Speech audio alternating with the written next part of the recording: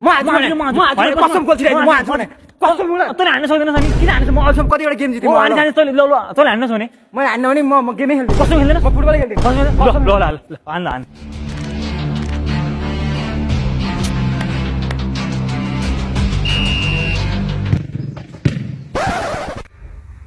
निस्किन् त अब यो पोस्ट अलिक सानो भएर नयाँ कसम गोल हानिदिन्थ्यो यता हेर्न यहाँ हेर्न यार हेरी ह्यान्डसम रहेछस्